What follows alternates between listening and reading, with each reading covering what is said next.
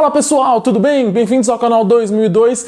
Eu sou o Lucas Reis e no vídeo de hoje a gente vai levantar uma discussão que é muito importante para o futebol brasileiro. Existe um jeito certo de se jogar futebol? Um time reativo é melhor do que um time que propõe o jogo? A posse de bola é mais eficiente do que o contra-ataque? Enfim, e para isso a gente vai trazer o depoimento de dois dos grandes pensadores do futebol mundial atualmente, Pep Guardiola e Marcelo Bielsa, que têm entrevistas sensacionais relacionadas ao assunto. Mas antes de entrar no conteúdo de fato, eu peço mais uma vez para que vocês deixem um like aqui no vídeo, inscrevam-se no canal e cliquem no sininho para ativar as notificações e assim receber um aviso toda vez que um vídeo nosso for pro ar. Vem muita coisa boa, vem muito conteúdo bom por aí, então inscrevam-se e ativem as notificações que assim vocês não perdem nada, fechou? Então feito tudo isso, bora pro vídeo.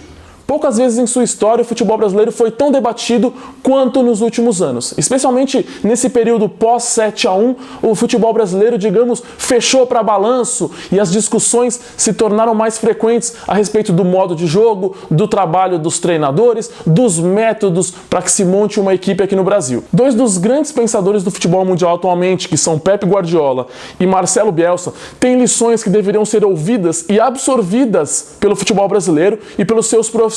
É claro que Guardiola e Bielsa propõem mais o jogo, montam equipes que buscam mais o ataque, mas a filosofia, a ideia de jogo que é proposta por esses caras é que deveria ser ouvida, ser analisada com mais carinho por aqui. A discussão a respeito do jeito certo de se jogar futebol existe desde sempre e esse debate ganhou destaque ali no finalzinho do século XIX, quando o futebol ainda engatinhava e começaram a surgir os primeiros confrontos entre seleções. Na época, Inglaterra e Escócia eram as grandes potências e com estilos naquele momento antagônicos. Enquanto a Inglaterra buscava um jogo mais físico, um jogo de força e de chutões para frente para chegar ao gol adversário, a Escócia apostava num jogo de toque de bola, apostava que seria mais fácil chegar ao gol adversário com passes curtos e triangulações. Essa era a grande discussão do momento, é claro, baseado sempre num jogo ofensivo e de busca incessante pelo gol. No Brasil esse debate também não é tão recente, a gente até hoje discute, por exemplo, qual seleção foi melhor, se aquela genial, maravilhosa, magnífica, mas perdedora da Copa de 82 ou a burocrática do jogo certinho, sem muitos erros, mas também sem encantar tanto e que ganhou a Copa do Mundo de 94. Foi aí que nasceu a velha discussão do futebol brasileiro, jogar bonito e perder ou jogar feio e ganhar. Talvez se a seleção de 82 tivesse vencido a Copa do Mundo na Espanha, essa discussão nunca teria se iniciado. A grande questão é que não existe um jeito certo de se jogar futebol. Há diferentes estratégias, há diferentes meios de se chegar até uma vitória. Durante anos, o Brasil desenvolveu uma cultura resultadista que, de certo modo, fez muito mal ao nosso futebol. Nossos treinadores passaram a se preocupar mais em não perder do que em ganhar. O Luxemburgo tinha uma frase muito boa no auge da sua carreira que era: o medo de perder tira a vontade de ganhar.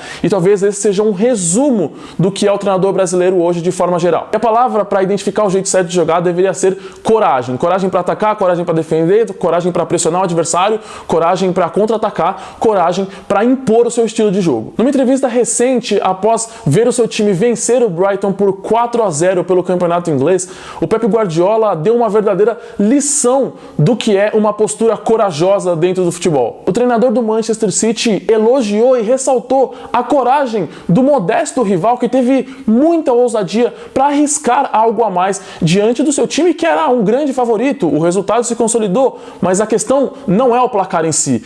Vamos ver o que o Guardiola falou. Football, when two teams want to play their courage, the football is fantastic. And people say, you say that because you won 4-0. Well, sometimes teams here defend 90 minutes deep and they lost 4-0 too. So, but this team create more chances to score a goal than the teams they defend deep. They play to try to hurt us, to score a goals. And a team from Brighton. So that's why it happened when Swansea last season, when I was there and we qualified for offside goal, should be disallowed.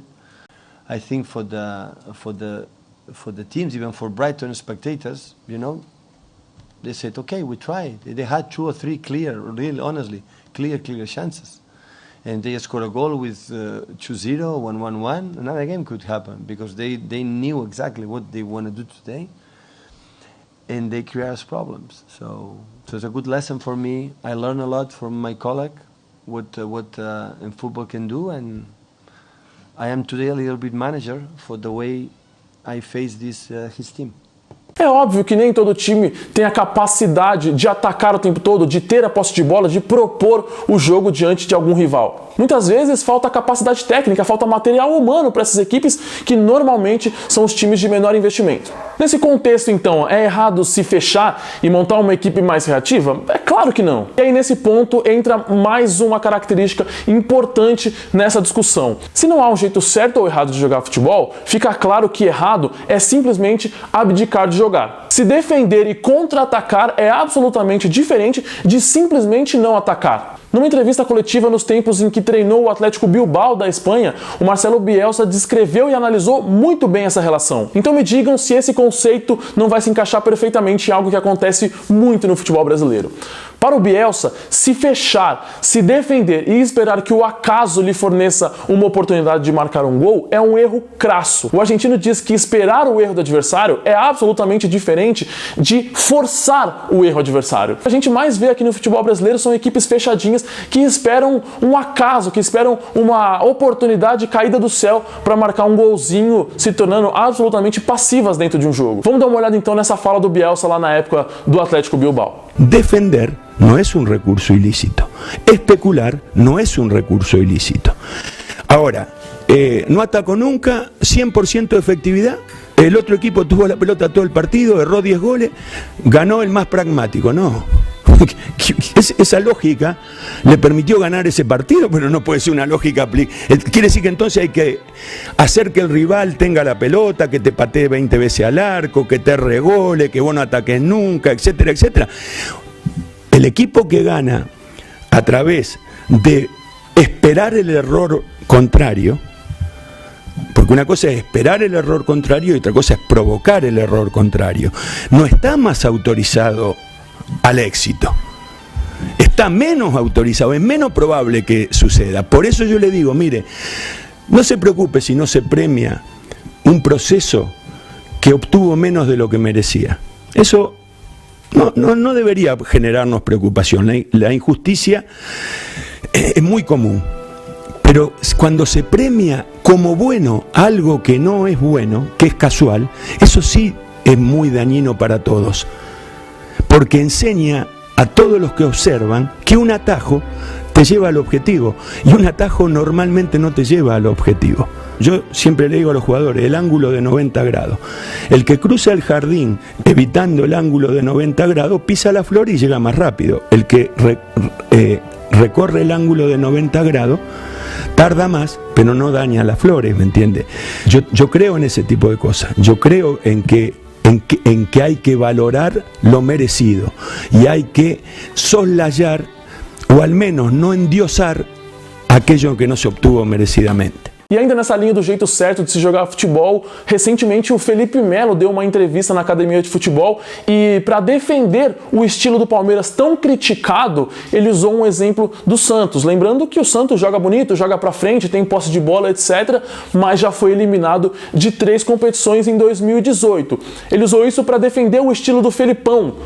Curiosamente, dias depois, o Palmeiras foi eliminado de todas as competições que disputava, ficando apenas no Campeonato Brasileiro, exatamente igual ao Santos. A cultura resultadista que tomou conta do Brasil faz com que, de certo modo, a gente se contente com pouco dentro do nosso futebol. Desse modo, a gente acaba não olhando tanto para o desempenho e sempre para o resultado. Venceu tá bom, perdeu tá ruim. Mais do que isso, o jogar bem se tornou sinônimo de jogar bonito, que se tornou sinônimo de fracasso aqui no Brasil. Quando, na verdade, jogar bem independe de ser um time ofensivo ou não, de jogar no contra-ataque ou de ter posse de bola. Jogar bem é jogar bem dentro da sua proposta de jogo e não se tornar uma equipe passiva que vai tentar ganhar um jogo por sorte. Se não há um jeito certo de jogar, se não há um esquema tático ideal, se não há a melhor formação, se não existe uma fórmula ideal para ganhar um jogo, por que a gente cobra tanto o jeito certo de se jogar aqui no Brasil? Há 2 respostas que se complementam para responder essa pergunta.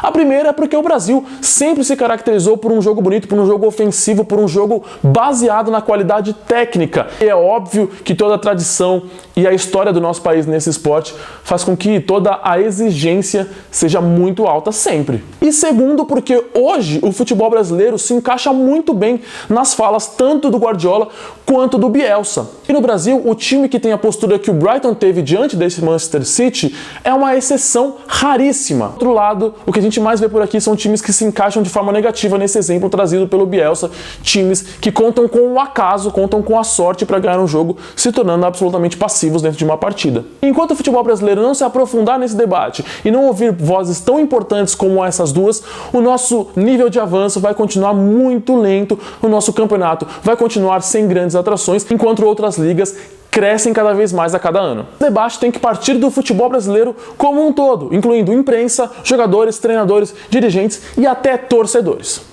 Bom, pessoal, é isso para o vídeo de hoje. Eu espero que vocês tenham gostado, eu espero que essa discussão sirva para que a gente consiga refletir cada vez mais sobre o futebol brasileiro. É importante que o público também entenda o quão relevante é essa discussão e que a gente cobre cada vez mais de dirigentes, de treinadores, de jogadores, para que o nível do futebol jogado aqui seja cada vez mais alto. É óbvio que o resultadismo é muito difícil de ser arrancado do meio do nosso futebol, mas acho que vale a discussão, vale o debate e vale a reflexão. Então, se você gostou desse conteúdo, deixa um like aqui no vídeo, inscreva-se no nosso canal, ative as notificações para receber um aviso toda vez que o nosso vídeo for pro ar. Siga o canal 2002 lá no Twitter, @canal2002, isso é bem legal, a gente está divulgando muita informação por lá também.